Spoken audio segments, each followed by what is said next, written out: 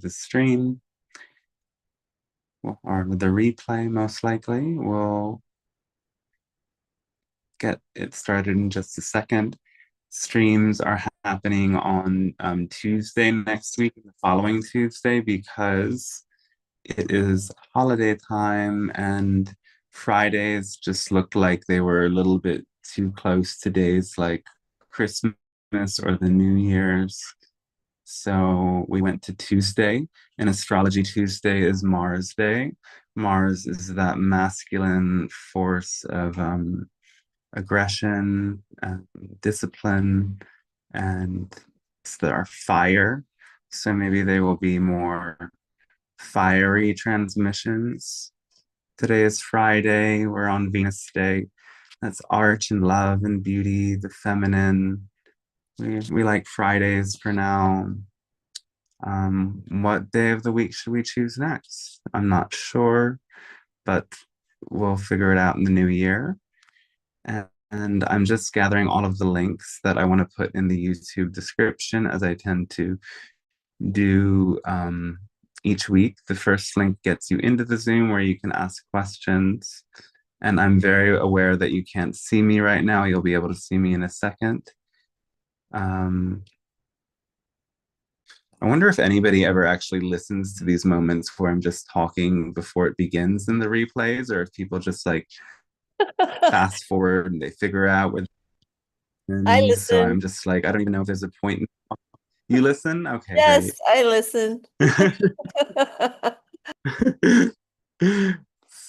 So, okay. In any case, people are live, so that's what matters.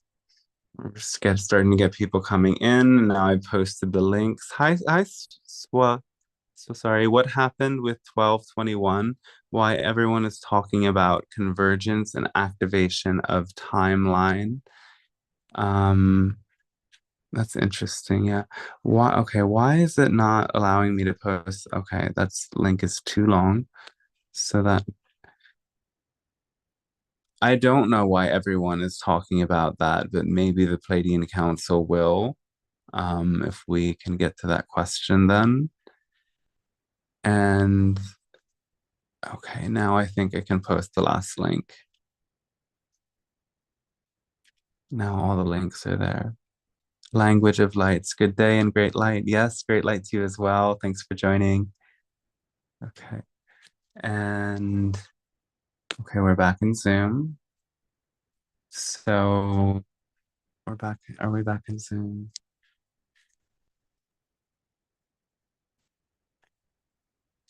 And my video is on again, and Zoom looks different than it looked a few days ago, so I'm a little bit confused. Why can't I see the participants thing? What did they do? Okay, so right now I can't even tell who's here, and I don't know how it's working, but maybe I don't even need to. I just need to start channeling, and the ground rules are make sure that you're muted when you're not speaking. Make sure that the person who was asking the question before you is complete before you popcorn style ask your question. If it ever gets to be too full, we'll have a queue, but I don't think it's a too full day. And we will prioritize the live questions. And we might take the YouTube ones as well. Thank you so much always for joining. The website is heartflowtransmissions.com. The other link in the live chat is the latest channeled book that was released, and this is a series of the transcripts of the very best of the best transmissions over the past 7 years. I've been doing these sessions online and in person and group work with both sound healing and other processes. They're kind of like transformative events that include channeling. So recordings from them and these recordings that come on the weekly chats are in the book transcribed. So it's sort of like you can integrate it more. I'm a visual person and I know a lot of people are. So I think that it's helpful to have this wisdom and this energy in a way that you can really carry with you. And when I wanted to kind of commemorate all that the channeling has been, because as we evolve, the messages evolve, and sort of commemorate everything that has come through, and also note that the Pleiadians really have given a kind of deep and core philosophy that every week when we do the transmissions, they touch upon in a specific way that illuminates something that we might not have heard before, but it's actually like a complex and complete system that you will see if you take a look and explore the books. There are some other books I have available as well, and I won't say so much more, but you can check it out at heartflowtransmissions.com, where I also have information about the sessions I offer. And if you like to support these transmissions, you can send a donation that helps cover the basic costs and the time and energy involved in making these free sessions available now again on a regular basis. And so I'll see you next Tuesday and the following Tuesday, and then in the new year, maybe not right away, but we'll figure out a new schedule. Okay, see you on the other side. And I'm not naked, by the way. I have on shorts that are very skin toned. I don't know how much of my legs you see. I just realized that I was wearing these today, so don't get any ideas.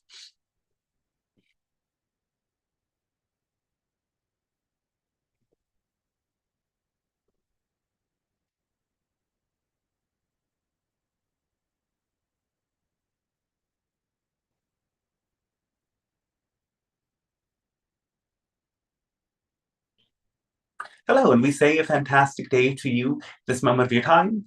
We are the Pleiadian Council. We speak on behalf of the Galactic Alliance, the many beings supporting your planet in your process of spiritual evolution and all of the other terms that you resonate with. So now we would like to give a transmission about cosmic versus human terms and agreements, as there are some differences. For example, you're often knowing or hearing from beings like ourselves that you've chosen this life before you incarnated. And that is a sort of cosmic agreement, but that isn't the first one that we would wish to speak about today. The fundamental agreement is that you exist and you are who you are. And that in and of itself never changes. And you are actually an eternal being. And so any thought or notion or existential qualm of the very nature of your reality and existence is inherently delusional. You are an indestructible soul, and that remains fact.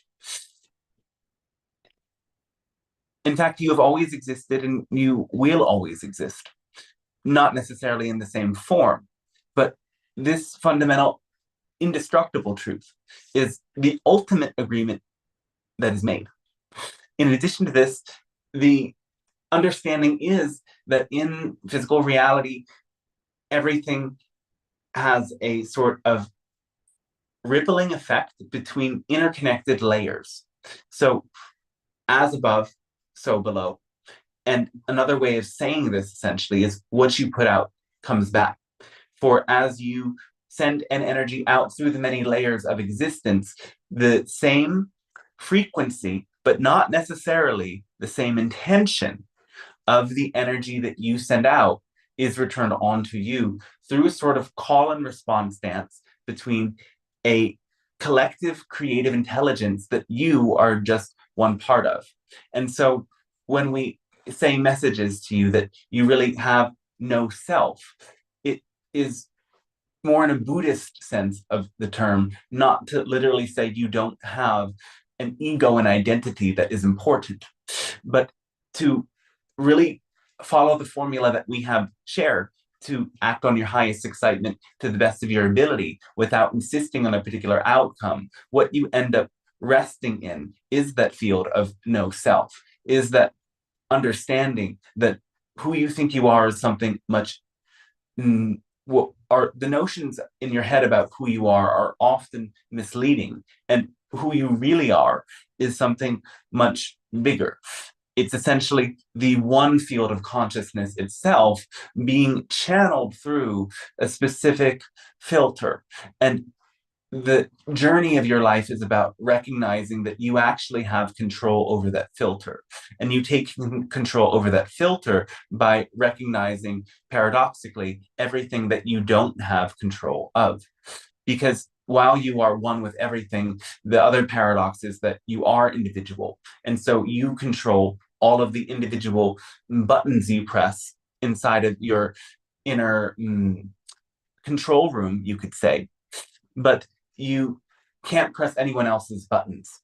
You can only infer to them or mirror to them or suggest to them, press this button. And if they don't press the button in this metaphor, yes, by making the choice that you are perhaps giving them in advice or through setting an example, then you can't do anything. It's beyond your control. So let it go. Feel emotional about it, yes, because feeling emotional is important. Don't use these ideas to deny what you're feeling, but just let it go and focus on something else. That's essentially a message that we give to you again and again.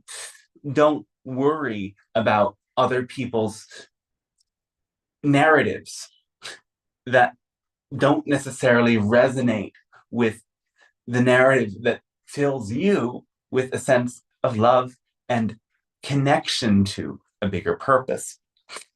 So this becomes the issue then.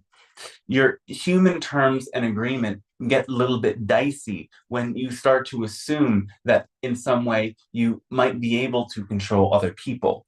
And this creates an even dicier system in your world that literally makes it as if you are all controlled by a series of mechanical systems that somehow become a level of complexity that surpasses human consciousness itself. And these complex bureaucratic systems and orders that you create that help you navigate your world, yet just as much sometimes ensnare you in confusion and interfere with your own sense of timing, pace, and rhythm, are one of the most important aspects of your life to integrate. How do you face that system, the man? As we've alluded in our other transmissions, the matrix is not outside of you. So we would very much caution you against using ideas or to suggest that getting out of the matrix means overcoming a system that is outside of you. It is actually inside that you step out of simulation and into authenticity. And that is, again, what this magical piece of art suggests you to do. It brings you to recognize that you are the one creating the simulation. There are no overlords or higher powers that are enforcing the simulation, but your own choice to believe the stories that run through your head and as facts, as absolute truths, is what keeps you living in a reality that is not essentially real. And so you, in this delusion of what you think reality is, make false terms and agreements with other humans. I will never ever do this to you, or you will never ever do that to me. But the things that you promise somehow go against your very nature. And you betray your own subconscious when you hold yourself to levels of morality that are not intrinsic to your own true heart. And by submitting to human terms and agreements that are not natural to the soul, you end up ensnaring yourself in all sorts of entanglements. This could show up as people pleasing, or moments when you find yourself married to or in a deep business relationship with somebody who is fundamentally against you or antagonizing you when at first it seemed as if this person was your perfect match. And so to snap out of the ways that human terms and agreements sometimes leave you feeling trapped and powerless, you must learn to first consult the cosmic terms and agreements so that you rest in that fundamental peace and knowing that you decide what is the term and agreement on a human level. From the source's perspective, there is no judgment of whatever human terms and agreements that you sign up for. There's only consequences, and you will face the consequences, and that in and of itself is another discussion. Though source only, again, gives you back the frequency, but not necessarily the intention that you put out. And so the process of refinement in your journey of spiritual awakening is then that you come to see very precisely in what ways did my intention and my frequency not match. And when you can lay that out on the mirror before you and look at it very clearly, that is when you start to see the belief systems that keep you separate from source and keep you continuously choosing to sign up for human terms and agreements that don't resonate with your soul. So what are some of these other cosmic level terms and agreements? They are ultimately not that complex. We've said most of them already, that you exist and that will never really stop happening. That whatever you put out is what you get back. And what happens on this level also happens on other planes. And so that is why what you do in the human world happens in all spiritual realities as well. And if your intention is to journey into some sort of a higher or deeper, which from our perspective is one and the same, spiritual reality, the way to do that has to involve matching your actions in with the frequency of your intentions, the core frequency behind them, what you're actually aiming to versus, wait, one moment. Yes, it is as you align with that fundamental underlying desire within you, the intention beneath the intention, because that ends up being what determines the frequency. When we say the intention within the intention, that is in questioning from what place of pain or lack did this intention arise within me in the first place? Because oftentimes you may think so much about what you desire that you don't see the way that many of the desires come from a fear that you don't have or might lose something else.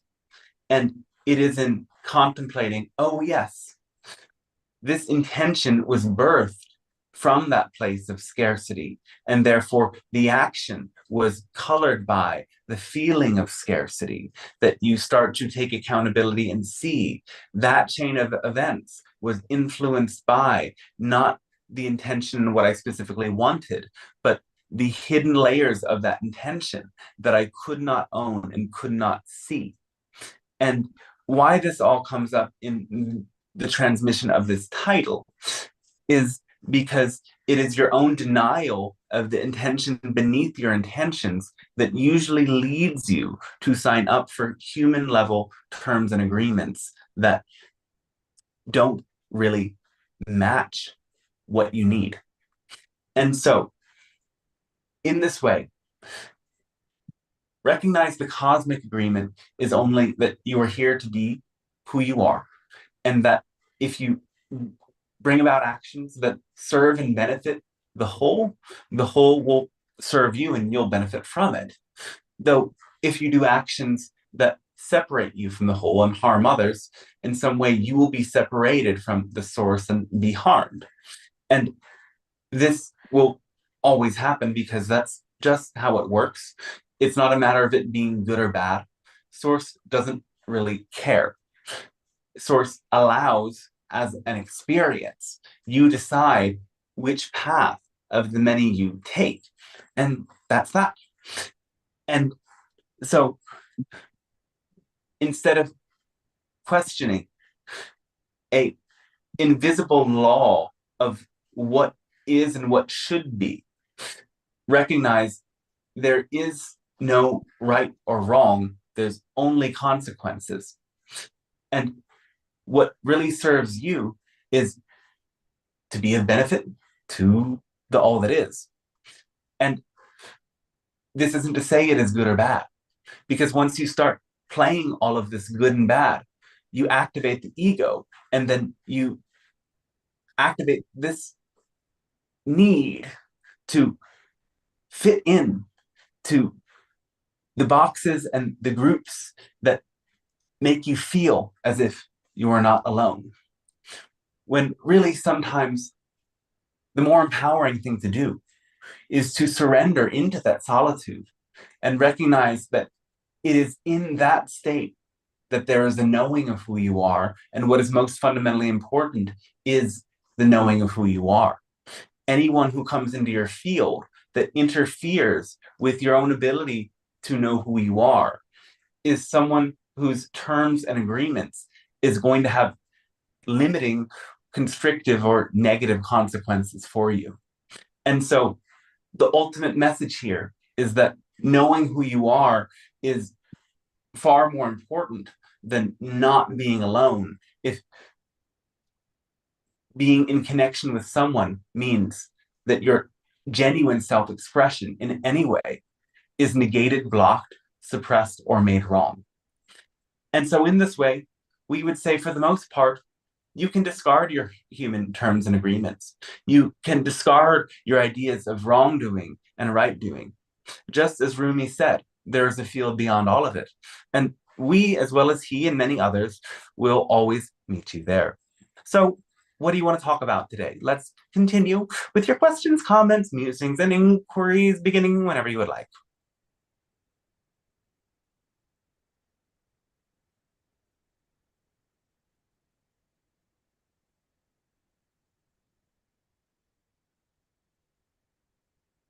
Hello. Hello, yes. How do we kind of access contracts that we've made then? Is that possible or is that necessary? Well, the contract only exists as your own belief system. You uphold the contract by adhering to a belief of what is true and what is not true. That's the contract itself. So the contract's kind of created in my mind and I can overcome it by changing my belief system. Correct. The contract is the belief system. They're basically synonymous. Okay, thank you. Yes.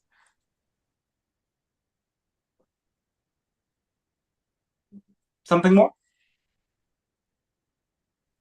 I don't think so. All right.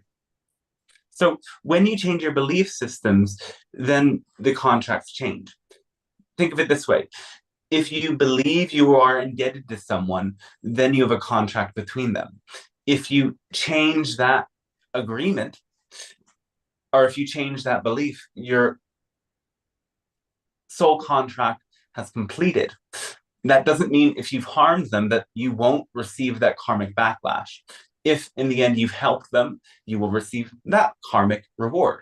Now, where it does get complex is that you do have legal terms and agreements in your world. And that is different than human terms and agreements because it then activates that sort of systemic and bureaucratic function that does, again, challenge your own pace and keep you more locked into linear time in a way that might limit you.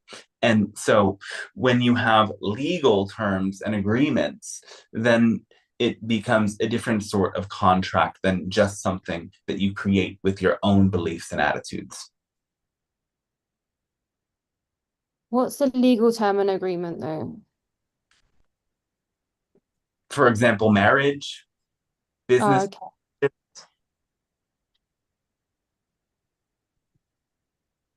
But it would have to be like an actual like marriage, as in like you got married and like and had signed a documentation. You mean that kind of marriage? It's not like Correct. you We just are want.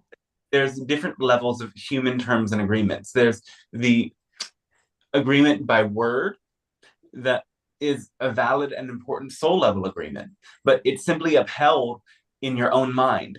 You are the one who decides when and how it ends. You are the one who created it. Just as much, you are the one who created legal terms and agreements by signing the paper.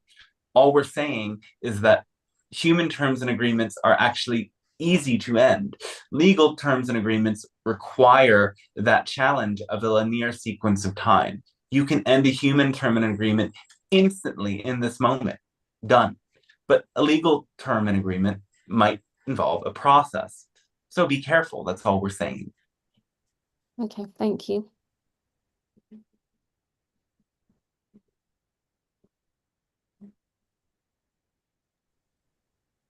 Hello, Pleiadians. Hello, yes. Hello, thank you for this transmission.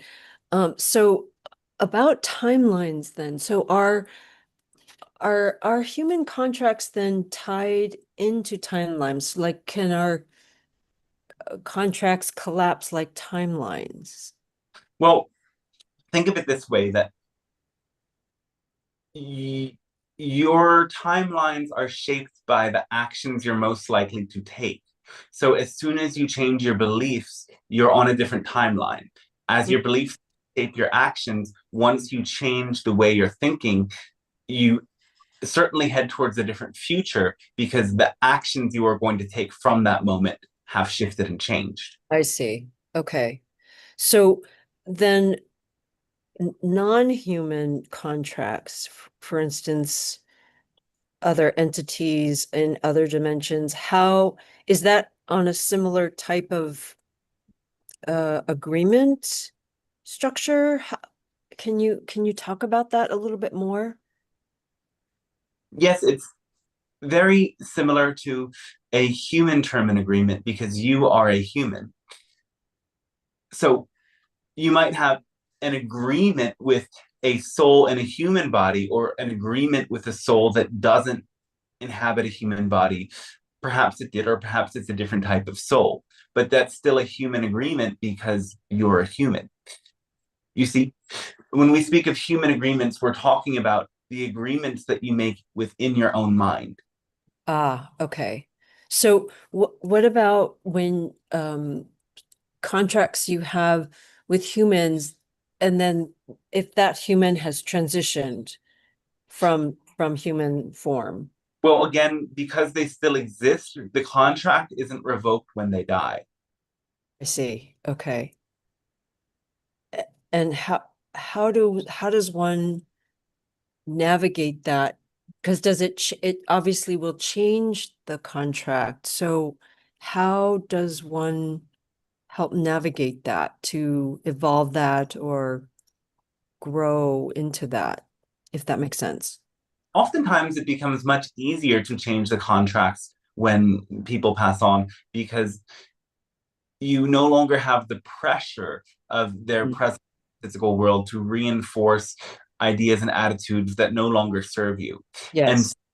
in processing the way that you suppressed your truth for this other person over time and undoing the ideas that made that the way that you acted and what you thought was the right thing to do will end the agreement essentially because again in this context the beliefs are the agreements. Okay. Okay. So in my particular case, um, I feel that I'm uh keeping myself stuck because I'm struggling or feel challenged to move on from certain beliefs or capturing certain dynamic that was of a contract. Does that make sense? Can you help me maybe The guide? dynamic feel, and where does it show up in your body if you focus on it? Mm. That's a great question. It's different. It depends on the. In this moment, not in general, but in this moment. It's in my chest and my shoulders. So is it Tight. something to do with a pressure on your heart, a agreement to not let your heart be fully open? Yes. Yes. So then breaking the agreement happens every time you choose to open your heart a little bit more. And naturally, that happens as you act on your excitement, because excitement is the engine for heart expansion. Okay. So, one way, if you really want to emphasize specifically breaking this agreement and these belief systems, take a moment to think about this person and the things that they hated the very most, and the things that they judged the very most, and do one of those things as a ritual of celebration in an excited way. Okay. Okay, thank you.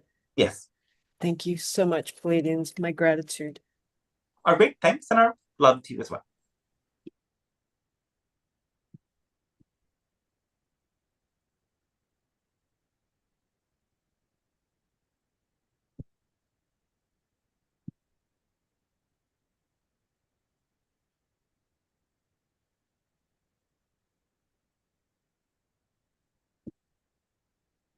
Are there any other questions? Because if not, we can end here, or if there's a YouTube question, it's all up to you. It's in your hands.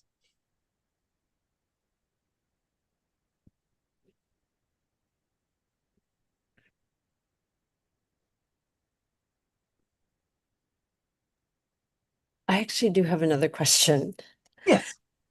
So I've been told that I do have hybrid children, and I'm curious how and how I can continue to work to try to access or understand that contract. Have you had any dreams about them? I might have, but not necessarily recognize that or realize that. Yes. Do you have something that reminds you of outer space in your bedroom?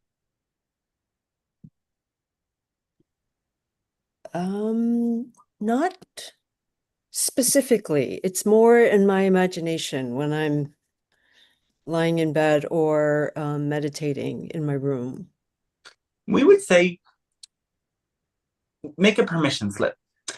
Find Mm, whatever symbol or piece of art represents something extraterrestrial to you.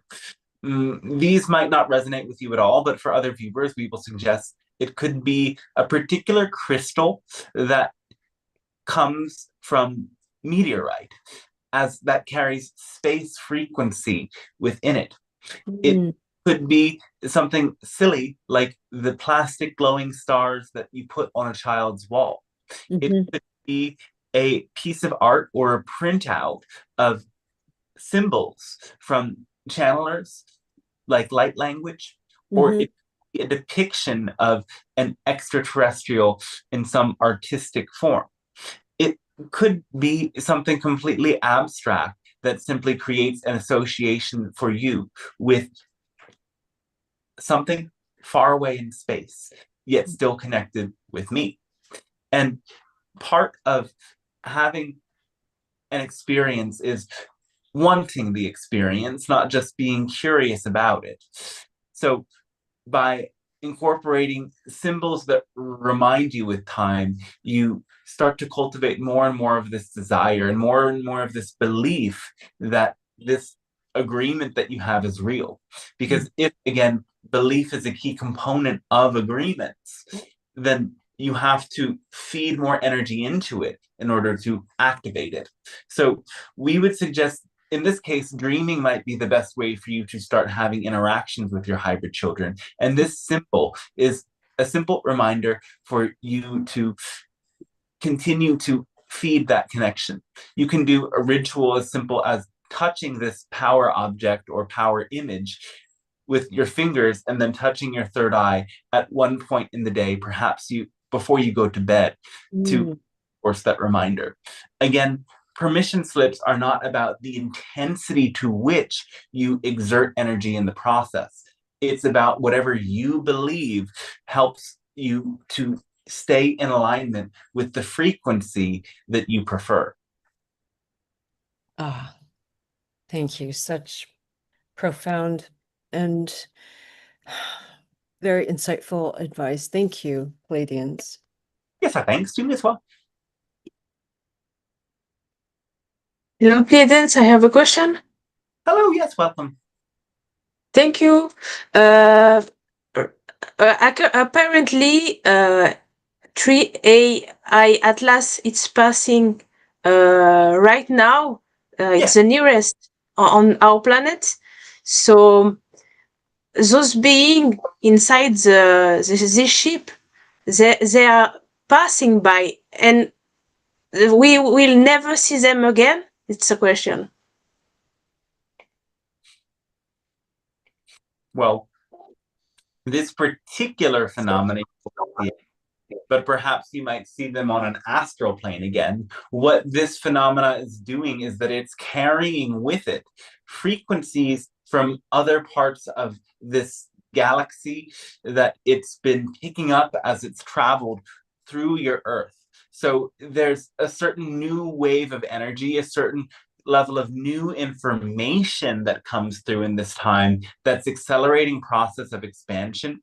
Those who work with spirituality, creativity, and other sorts of phenomena like divination and astrology will find that this is a particular energetic period where there's a lot of new inspiration and doors start to open. So what we would suggest most, it's important to ask yourself at this time, what doors do I want to open and where do they lead?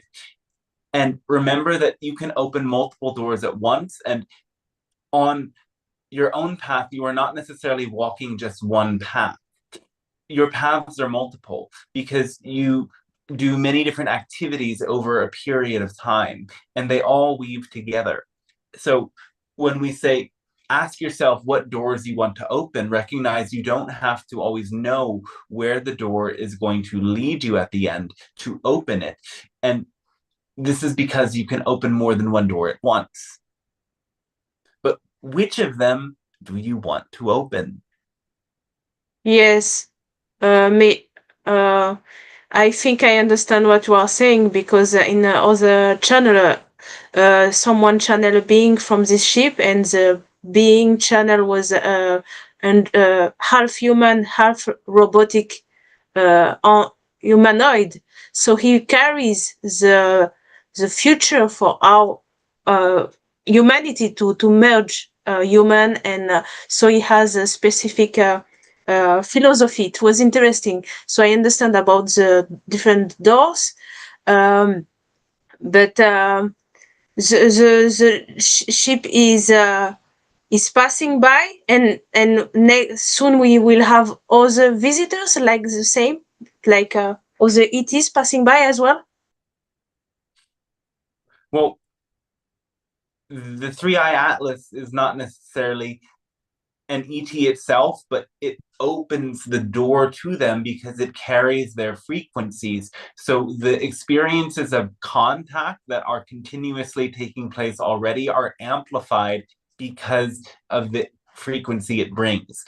Contact can happen whenever contact is meant to happen. And remember, this is a form of contact. And also remember that telepathic contact usually coincides with and often precedes physical contact. So those of you who are drawn to the notion of channeling especially will have to find a way to tap into your own telepathic access to the energy of your guides before those phenomena of light ships and other sorts of presentations of a more physicalized expression of extraterrestrial life present themselves to you. Okay, thank you so much. Can I ask another question? That was a question, and go ahead. Thank you. Right now in Europe, there is a huge movement because the farmers are asking for medicine for the cows because the cows are now getting a kind of disease and they are not being will not be consumed. So I understand this happening right now. It's not because of the cow or because of the farmer. It's because we have to change our way of farming. But do you think we will soon create a remedy, a safe remedy for this cause? And also I have another question. I was conflicted about the fact of farming of growing up a cow and consuming her at one point. So it's two questions in one. All right. Well, to answer the first part about this ease with the cow, we cannot offer a specific scientific basis for this other than suggest that on the timelines we see the solution will be found, and indeed it is certain that many diseases are common because of agricultural practices in and of themselves. As for consuming cows, we would say that it has to do with your own relationship with the spirit of the animal itself. And in general, because of the practices of modern agriculture, when cows are not given good lives and good deaths, there is a karmic consequence that can come through consuming this type of food without awareness.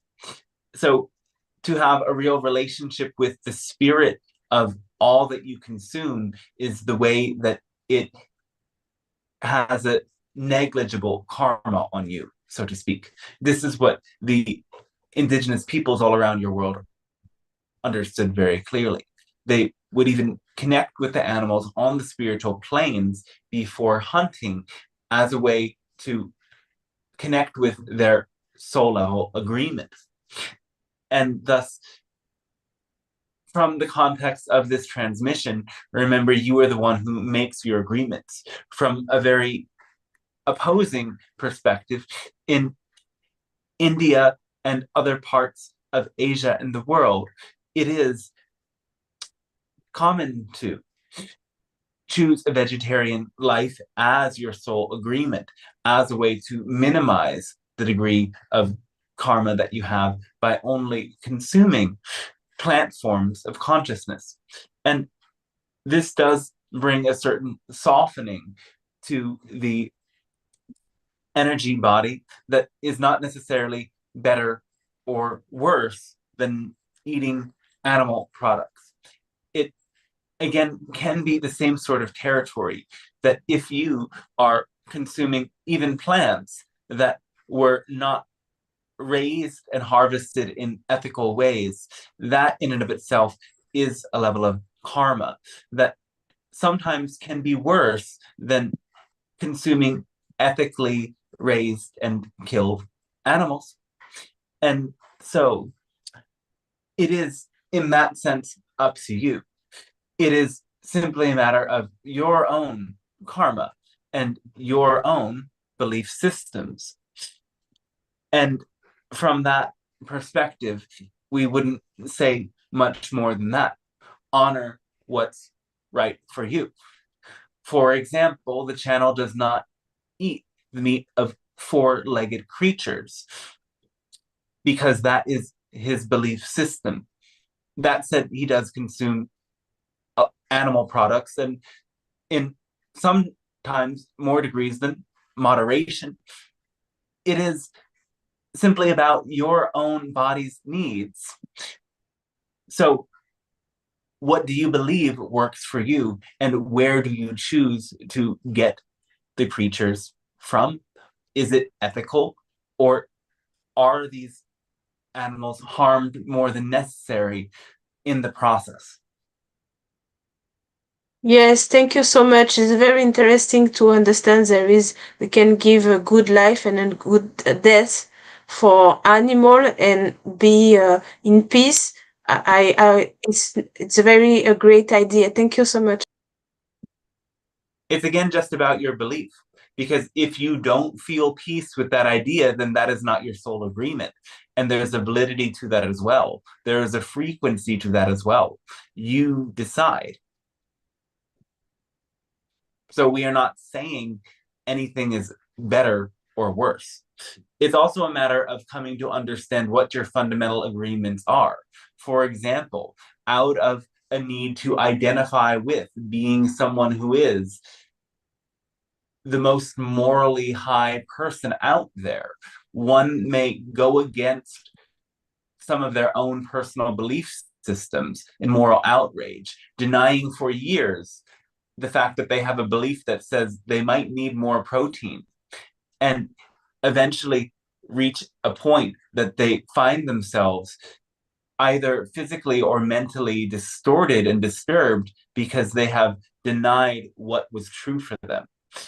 It's really just a matter of what is true for you.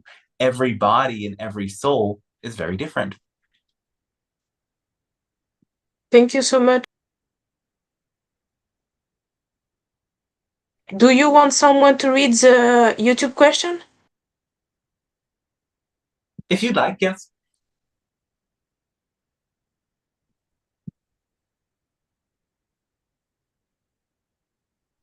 Okay, I'm trying to find one.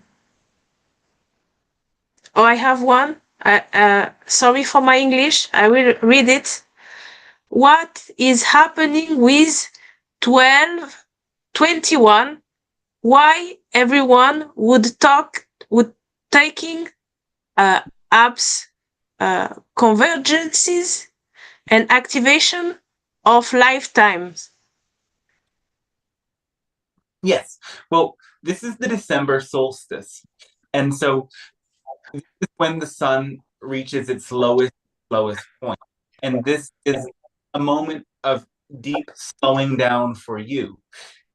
Just as much around the solstice, when you reach that moment of stillness, you are able to exhale and allow in new insight. So it is generally around solstices that cultures around the world do ceremonies and rituals to connect with the insight that has the potential to be birthed and realized in these moments. And particularly, this is an important year for it is, in numerological terms, a 9-year. That means it is a year of completion. That means over the last years, 9 years in particular, yes, what cycles have you started? The cycle didn't necessarily have to start in year 1 for it to complete in year 9. Just as much, you could be working on a project that is completing itself in 1 year or even 2, but still energetically, emotionally, and psychologically be coming to a point of completion with it around the time of the end of a 9-year. And so, in this way, this is a particularly resonant solstice, as you are being given permission to allow a natural conclusion to take place. And a conclusion is, yes, a new beginning, but the first phase of conclusion is letting go of what has been so that you may let in what is to come. And because, yes, a conclusion is also a beginning, you sometimes most get to see what has to end by looking towards what it is you wish to call in. And that is what the potential of this particular solstice offers you. Okay. Suasori has another question. She wants to know if owls and eagles has a symbolic meaning. Owls and eagles, or what was that? Yes, owls and eagles. Well, Uh, birds, yes. so they represent your ability to reach great heights, to narrow in on what it is your goal and your food. They are birds that teach you how to get what it is you're looking for. So if you are connected to their totem, you have to awaken the spirit of the hunter within you. Now, the eagle is the one who flies to great heights. And so the power of the eagle is the ability to reach high to see the big picture. And if eagle medicine is coming to you, it's an opportunity to zoom out or to go above so that you can look below in order to understand. Yet the shadow of the eagle medicine is becoming so far away that you are detached or flying so high that you eventually fall from grace. And so remember that the idea in gaining this high perspective is not to transcend, but to understand. And then you will have integrated eagle medicine. The idea of owl medicine is that it is the seers in the night, those who can spot their prey even when no one else can see. And so in this way, owl connects with your ability to see through the dark and move through your shadows. When owl medicine comes to you, you have to ask yourself what your greatest fears are, what you're resisting, and what you don't want people to see about you. And when you are able to come to terms with that, you integrate the power of owl medicine and you cultivate the power of wisdom. Owls can turn their heads 360 degrees. So similar to eagle, this is where there is the commonality, yes. It is about gaining perspective. But the eagle gains perspective from going above. The owl gains perspective from looking around and becoming more flexible. And so in this way, the owl just as much asks you to be aware of your surroundings, not just in one direction. It's about multidimensionality. And yes, going into the darkness requires that multidimensional perspective. This is why owl is the teacher of wisdom. Because when you really have to look into the darkness, you get to see that darkness is not necessarily something bad. It is not dualistic in that sense. It is darkness of what is hidden for various purposes. And there are many more than just one purpose why something might be hiding in the dark. In order to explore the darkness, you have to be able to have that all-encompassing 360 perspective. Look all around you, not just to what is right here and now before you.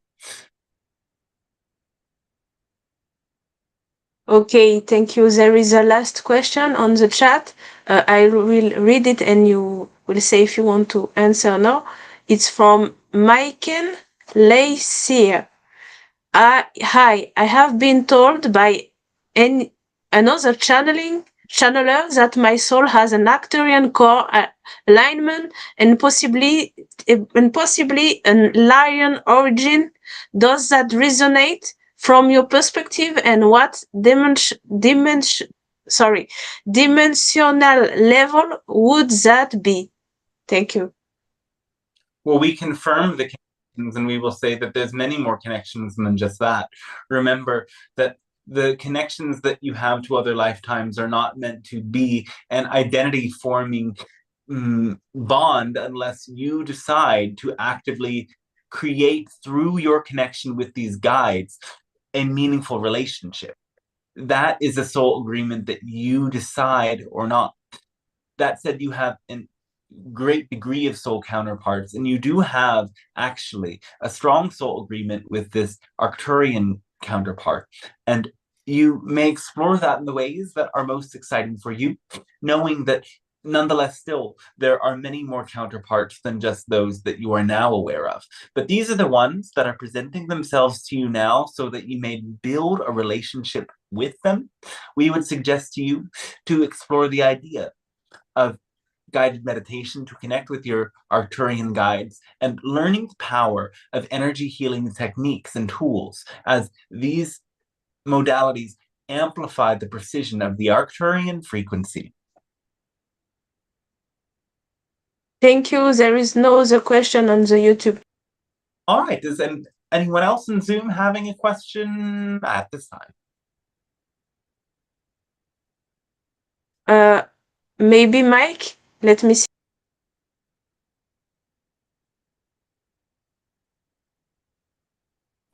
Okay, Mike has a written question.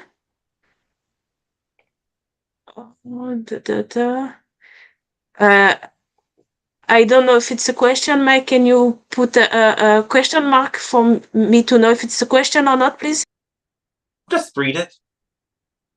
Okay. So Mike said, when we cross over, can we decide on new incarnations regardless of normal timeline, aka go back in time on our own timeline? Question mark. Well, there is a common phenomena of souls leaving, going back to source and dying, and being presented an opportunity to return into their body. They say, yes, I will do that.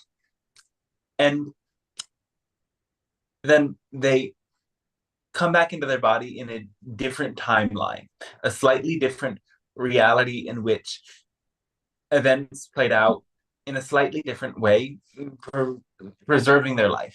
Or sometimes, for example, their heart will start beating again after a period of time that they had been already out of body. And so in this way, you may come to, yes, understand that when you go back to source before your time, so to speak, before you had a natural fated encounter, which of course all of them are fated, but you decide between the infinite amount of timelines. There are these cases where you come back, but you don't come back into a distant past. You come back into an alternate version of the moment in which you died.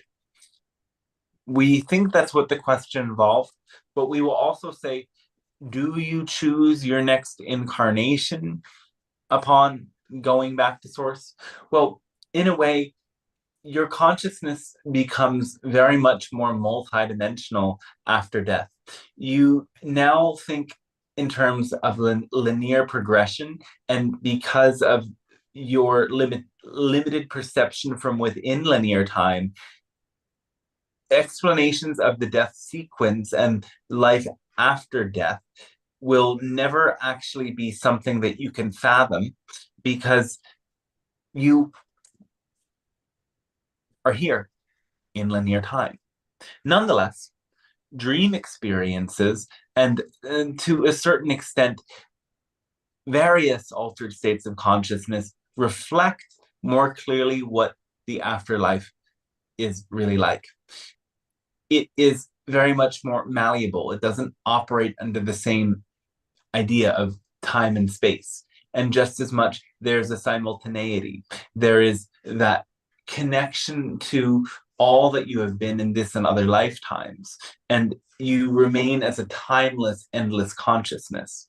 You retain a connection to all of your lifetimes, yet really ultimately you remain the being that you are as you are now in this moment. It isn't necessarily that you enter again a different body, but it is that you gain access to all that you are across time and space simultaneously. In a vast dream sequence where, yes, still there is a sense of expansion and progression, and growth, but in a very different way than happens in human form. Okay, he's writing. He has written more details. Sorry, I mean, if we fully transition and prepare a new incarnation, can we choose an incarnation in the last? Like, I can go back into the 60s in my next lifetime.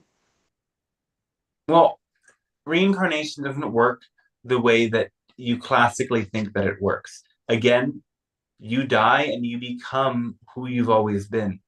And as a soul, you have a connection to and an experience of everything that happens across time and space. It's all here and now. All of your other lifetimes are happening here and now. We've constantly told you this. And this is why when you have past life memories, even though it happens, say, in 1969, 1969 is happening right now. The connection between 2025 and 1969 is happening right now through the rippling vibrations between you and your soul counterpart. When you die, you become the oversoul, one with all of these different soul counterparts. You get to embody all of these other lives that you have been and will be. And in that sense, you will continue to experience them and you will reincarnate in a way that you gain a deeper and more complete access to your soul counterparts. But you remain who you are. You don't move from living in this body into another human body. Who you are is now in spirit. There is no return of you into form. You simply return to the you that is bigger than the you that you are right now. And we cannot answer this question anymore. You have to sit with that and try to conceptually integrate it, because it is very different from what you've been taught. And again, now, this is the last thing we will say in this transmission, because it is a cosmic versus human term and agreement that is very important. You have to remember that religion has been used as a human term and agreement. It's come with many different rules that attempt to control you. Nonetheless, as things go, the spiritual aspects at the core that birth these religions still lives within them. And it is these notions of going beyond suffering through deconstructing the mind that is the essence of the spiritual path.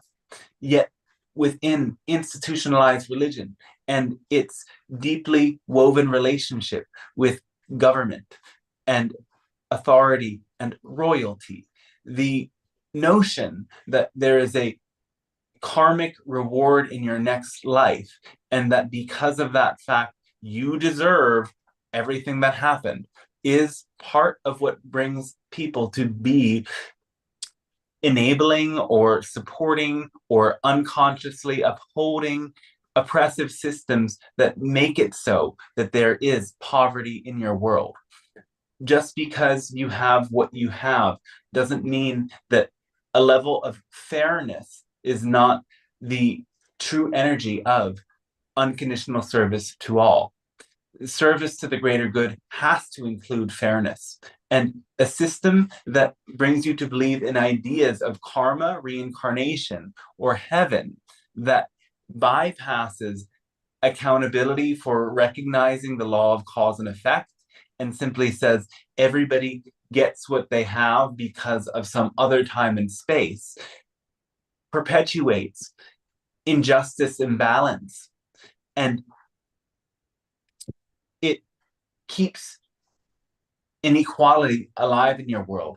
It's simply a tool designed by the egoic controlling ones as a means to distort spiritual truths to control the masses. So remember that you don't get what you deserve, you get what you're the frequency of. And no one inherently deserves suffering. It's simply a choice that they have made. However, there are many in your world that incarnate not due to their own failing, but due to fate into situations that are very difficult to remove themselves from.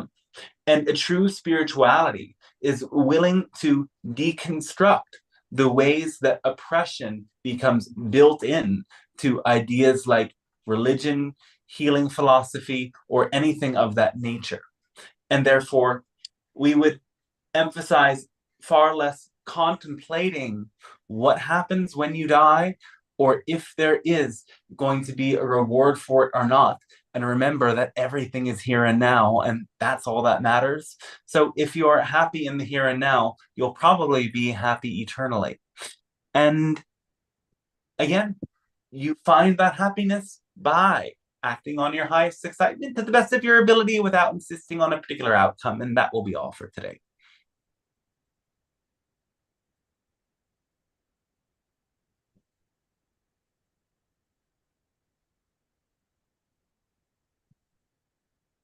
Okay. Hello. Thank you, Dante. Hello. Thank you, everybody, for being here. How was it? It was good, but there is no the people who read the question are not here, and I don't know Well, who used to read the questions. you were the person who read the question, so I actually think you were here today. No, I don't. Okay. I've been very off. Like this week, I didn't send messages to all the people, and to be honest, I don't like to always press the buttons on social media, and that's why the best thing to do is sign up to the email list on heartflowtransmissions.com, where you will get the email about when the transmissions happen. The next transmissions will be happening on Tuesdays because that just flows better in the holidays. So it won't be long till you'll be seeing us pop up live again. So in just a couple days, same time, I'll be here. And then the following Tuesday, I'll be here. Donations are welcome to support all the energy that goes into this channeling, writing, and healing is my vocation. And I somehow magically get by just doing this, and it isn't without your support. So I thank you so much for contributing your donations and sharing this with the people who you feel will resonate with it, as that's how the channel continues to grow, and that's how the earth continues to evolve and heal. And if you haven't yet checked out the latest book, the Heart Flow Transmissions Volume 1, and it's integrating passion to embody your purpose. It's all of the teachings the Pleiadian Council have delivered over the past years, and it really emphasizes compassion and passion. And there's a lot there about relationships as well as multidimensional connections, and sitting deeper with emotions and learning to understand all that goes on in our hearts and souls. So yeah, please check that out and let me know what you think. And yeah, okay, so I'm happy to do a chat now that I got the little message in. How did you guys enjoy the transmission today? It was great, but I have a question. Do you have a WhatsApp number to have question about the sessions? Yeah. I don't think my WhatsApp number is on my website anymore. But if you send me an email, I can do that. I read your email and I'm sorry you didn't get back. I'm really like just super hyper focused on writing right now, and I'm also a little bit spacey in general. But I mean, I don't really want to involve channeling and AI in the way that you envision it. So I appreciate the intention, but I think that the truth is that AI models are already trained on all of the information that exists on the internet. So if you wanted an AI to emulate a channeled being, you could get it to do that, but it's not necessarily it's not the same, and it can definitely you can use AI as a way to synthesize messages that come through across different spiritual traditions. And it's best to actually ask them to, for example, can you compare to the teachings of Ramana Maharishi to the teachings of Abraham Hicks? Not just ask vague questions, but really ask, where does the information I'm getting on this stupid little AI bot come from? Because if you're interacting with the AI bot as if it's a person, you're not getting the best from it. It's a research tool. And I've said, we can use AI creatively and we can use AI synchronistically, but you have to be really clear that AI is not a replacement for channeling, human connection, or any of this. Know what it is and use it as a research tool, not something to generate art and not something to form your opinion.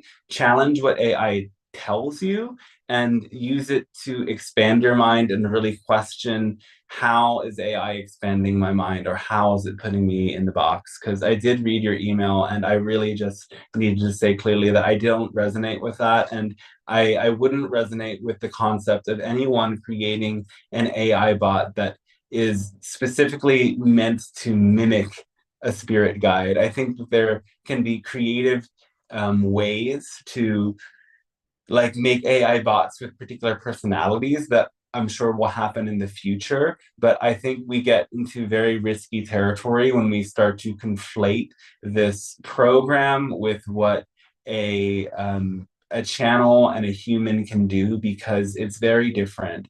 The channeling is like I'm tuning into an intuition that's reading the implicit context beneath the question, and an AI bot is only using logic and reason. It's like it's judging your language, and the fact that language reveals what's in your consciousness means that AI can be a really powerful tool to help you see what's in your mind. But if you don't know how your own mind works, AI is only going to mess you up more. So if you're really going to use AI in a beneficial way, start to ask AI questions about how your own mind works. And also, when you get information from AI, ask the AI, where is the information coming from? What are the sources? Don't become something robotic.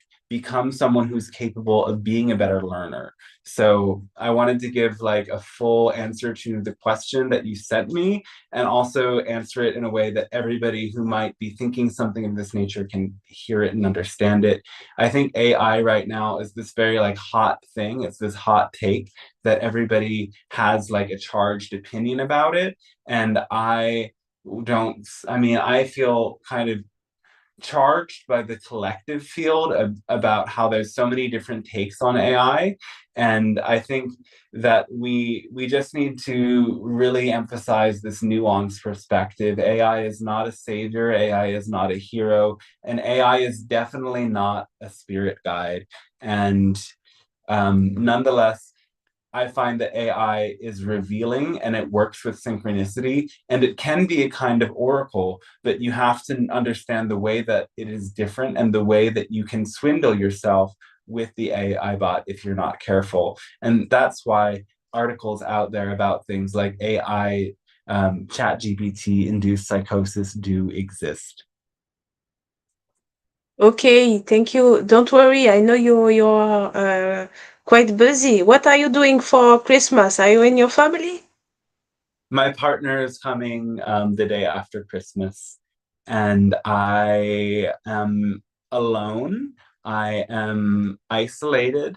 I am intentionally doing this. I have been on a very, very long creative outburst that is gradually concluding. I am at the peak of it. I've worked through, I'm near the end of it, so it's feeling like magical again. It's been very difficult pushing through the middle period of this creative phase, just kind of like pushing against my own belief systems to bring these projects through to the end. And there's nothing more I want to say about it now, other than that next year there's just a lot. There's just a tsunami of Dante Starshine that's flowing in. So I'll leave you to it. Catch you on Tuesday. Have a beautiful day. Thank you for supporting the channel with your donations, and I look forward to connecting with you in the next session. Bye bye. Bye.